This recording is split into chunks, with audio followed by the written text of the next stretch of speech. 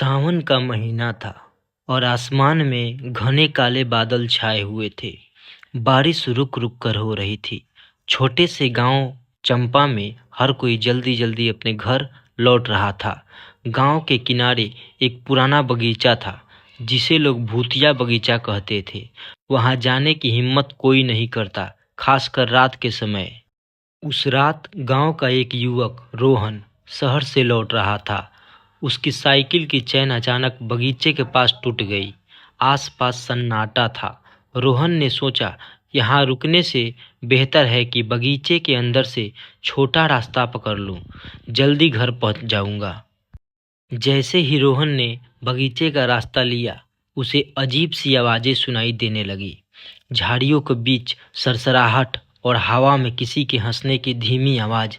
लेकिन वह इसे अपने दिमाग का वहम समझकर चलता रहा। अचानक उसे एक पुरानी कोठी दिखाई दी। कोठी के दरवाजे से हल्की रोशनी झांक रही थी। रोहन कौतूहलवश उस कोठी की ओर बढ़ा। जैसे ही वह दरवाजे के करीब पहुंचा, दरवाजा अपने आप चरमराते हुए खुल गया। अंदर एक बूढ़ा आदमी बैठा था जिसकी आंखें लाल थी। वह बोला, आ गए तुम, तुम्हारा ही इंतजार था। रोहन ठिठक गया। उसने घबराते हुए कहा, आप कौन हैं और मुझे क्यों बुलाया? बूढ़ा हंसा और बोला, तुम्हें नहीं पता कि तुम इस गांव के आखिरी वारिस हो। यह कोठी तुम्हारी है, लेकिन इसे पाना इतना आसान नहीं। तुम्हें एक काम करना होगा। रोहन ने डरते डरते पूछा, क्या काम? बूढ़ा आदमी बोला, इस कोठी के तहखाने में एक संदूक है, उसे खोलो, लेकिन सावधान रहना, उसमें तुम्हारे सवालों के जवाब छिपे हैं। रोहन डरते हुए तहखाने की ओर बढ़ा। सीढ़ियां अंधेरे में डूबी थी। जब वह नीचे पहुंचा तो उसे एक बड़ा सा संदूक मिला।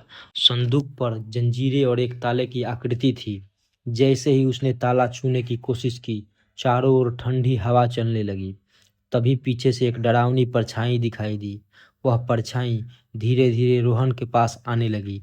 रोहन कांपते हुए बोला, कौन हो तुम? परछाई की आवाज गूंजी, मैं इस कोठी की रक्षक हूँ। जो भी इस संदूक को छूता है उसे अपने डर का सामना करना पड़ता है। क्या तुम तैयार हो? रोहन को एहसास हुआ कि यह एक परीक्षा है। उसने हिम्मत जुटाई और कहा, हाँ, मैं तैयार हूँ। अचानक पूरा तहखाना रोशनी से भर गया। परछाई गायब हो गई और संदूक का ताला अपने आप खुल गया। अंदर एक पत्र और एक चाबी थी। पत्र में लिखा था, डर से जीतने वाले ही इस कोठी के हकदार होते हैं।